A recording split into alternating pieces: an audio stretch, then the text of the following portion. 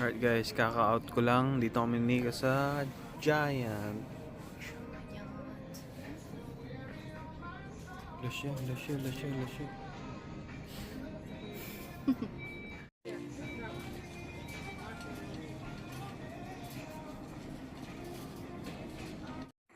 Hi guys, good morning. Day off ulit.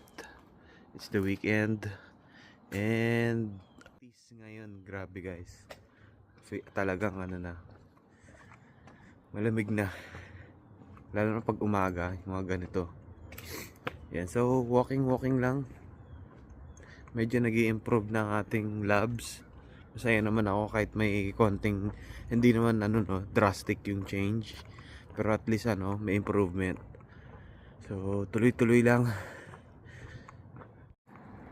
So yun guys, may nagtatanong sa akin na sabi, "Sir, ano po ba yung parang mga pointers na pwede nyong ibigay or advice na maibigay sa amin na paano makasurvive as a Filipino nurse dyan sa sa Amerika kapag ang mga katrabaho mo medyo hindi diverse."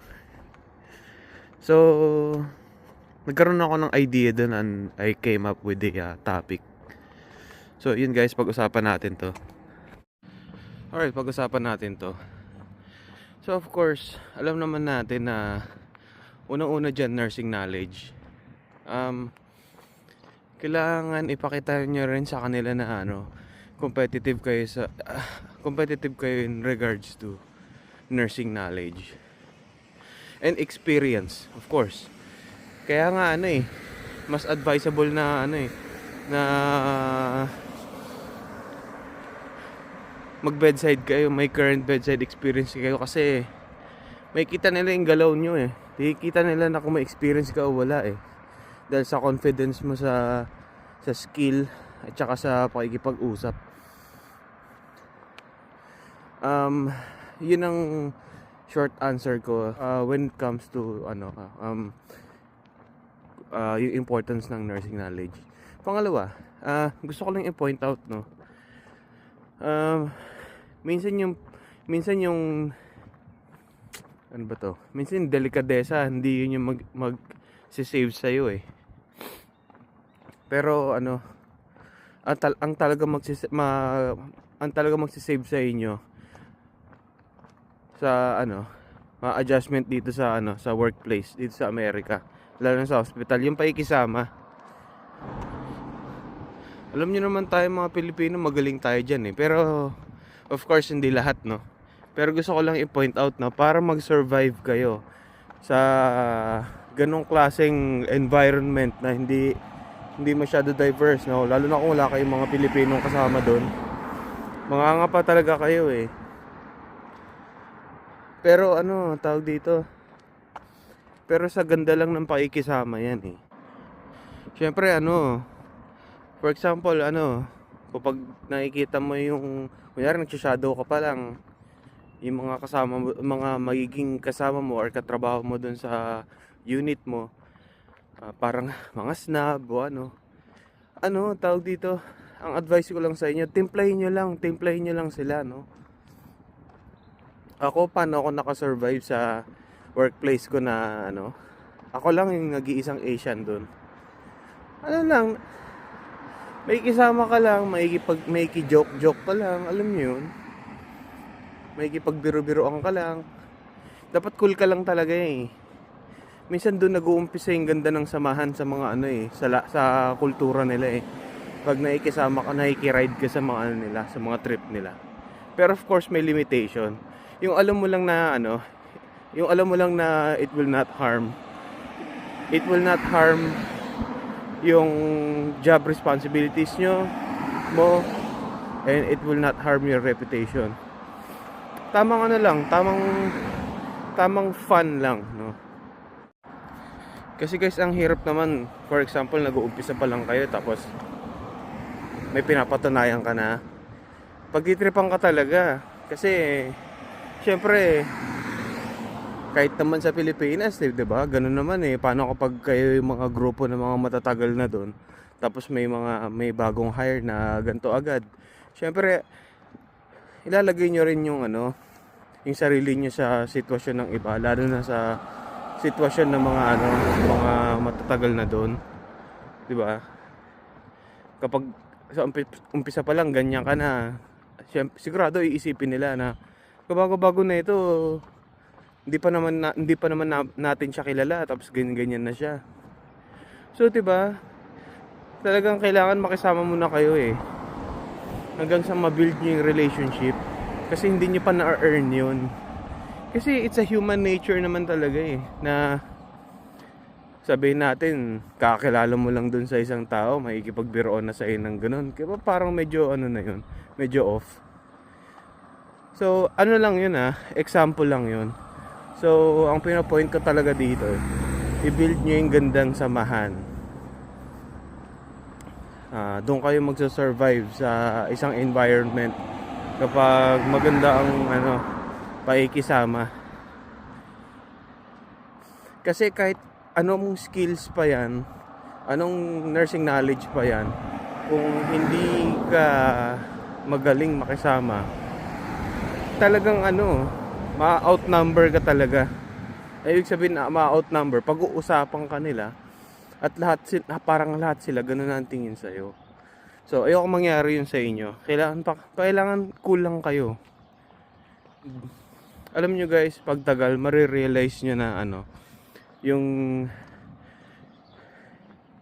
when it terms to nursing knowledge, mafe-feel nyo na parang mas lamang yung knowledge nyo kaysa sa mga lokal dito, promise.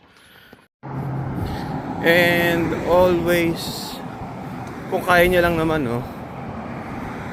work in silence. Ang ibig sabihin yan, parang wag mo ipagmalaki na kaya mo. Parang ganun. Kumbaga parang gawin mo lang trabaho mo, pero galingan mo para sa sarili mo, hindi mo gagalingan para patunayan sa kanila.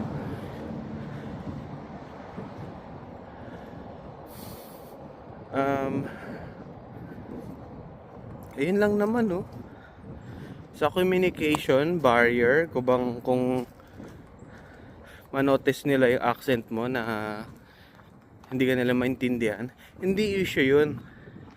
Kasi ganyan nga, katulad nga ng sinabi ko, i-build nyo lang yung magandang pakikisama. Kapag na-establish nyo na yung relationship na yun, matatanggap na rin nila maski accent mo. Maiintindihan ka nila talaga dito. Medyo siguro sa umpisa, pagtitripan ka lang nila, pero hindi pagtitripan na para pasamain yung loob mo. Siguro, magjo-joke lang, sakyan nyo lang. Yung iba kasi sa atin dito sensitive pagtitripan lang yung accent natin parang masyadong racism na Depende na siguro yun sa nyo sa pakikisama nyo. Katulad ko dun sa dati kong workplace sa Alabama, mga puti dun minsan ginagaya yung accent ko. Tapos tinatawanan ko na lang sila. Sabi ko sa kanila, pag pumunta ka sa bansa namin, ikaw naman hindi maintindihan, yung accent mo naman yung pagtitripan. I promise you, sabi ko, natawa lang din sila. So, whenever na minsan ginagaya nila yung accent ko, ginagaya ko rin yung accent nila. Tapos nagtatawanan na lang kami. Tapos sasabihin nila, hindi, wag mo nagayahin yung accent namin.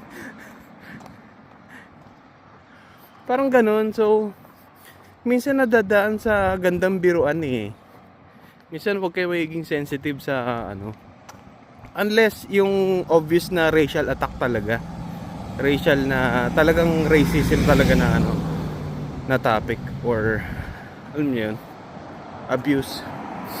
Pero pag yung mga yung parang tipong hindi sila masyado, hindi ka na maintindihan sa accent dahil ayun nga, hindi pa sila naka-encounter ng mga kataong katulad natin. So pagbigyan nyo na, wag sana sasama ang loob nyo.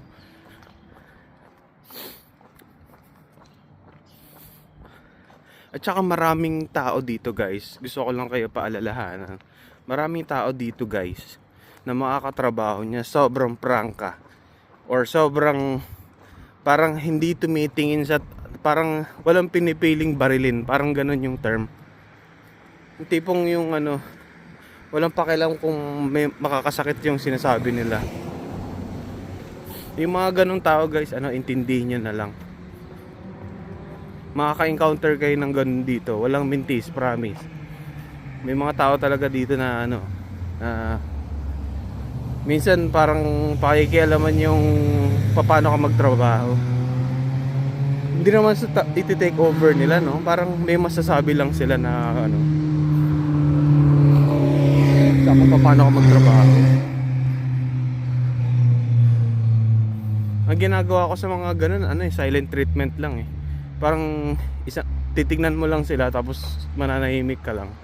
Parang binibigyan mo lang sila ng message na parang last mo na yan kasi susunod magsasalita na ako. Parang ganun. Promise, natatakot din sila sa ano natin, sa silent treatment natin. Pero yung mga ganun, huwag nyo papatulan guys. Ingatan nyo yung mga lisensya nyo. Kapag may mga ma-encounter kayo na ganun, lagi nyong iisipin na ano, dugot pawis yung inabot natin para makarating dito sa Amerika. Isipin nyo lahat ng pinagdaanan nyo bago kayo makarating dito, tapos papatol lang kayo sa mga ganun. Di na, di ba? Pero yun nga, para mag-survive kayo sa isang unit na overwhelm kayo or natatakot kayo sa umpisa kasi wala masyadong Pilipino, gandang paikisama lang yan. At saka samahan nyo na rin ng ano, samahan nyo na rin pansit at lumpia. Matutuwa sila sa inyo. Ayan, medyo malayo-layo yung inikutan ko ngayon na ano, lakarin. Medyo gloomy lang talaga ngayon.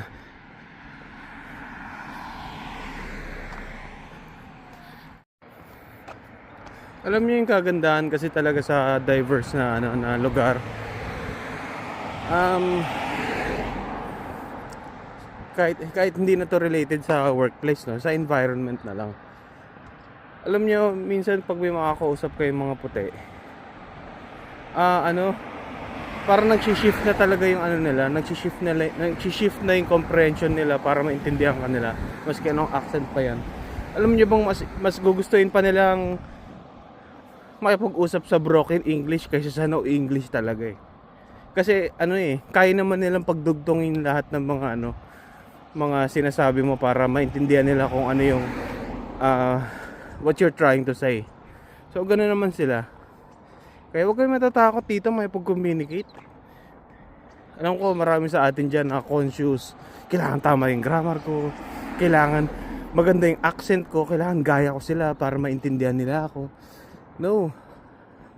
Lalo na kapag ano sa diverse kayo pupunta na lugar. Tulad dito, Maryland, sobrang diverse dito guys, promise. Paano sa mga ano, sa hindi diverse na lugar? Minsan, I mean, sila naman din mag-a-adjust sa inyo, pero paminsan, madalas makakaramdam kayo na parang hindi ka talaga nila maintindihan kasi sa accent mo. Ang mangyayari dyan, medyo mag-a-adjust ka ng konti eh. Babaloktutin mo yung mga konting pronunciation mo eh. Pero ano, hindi naman sana big deal yun sa inyo, no? Tsaka masaya nga yun eh, may makukuha kayong ano, culture lesson dun sa lugar na yun. Diba exciting naman yun?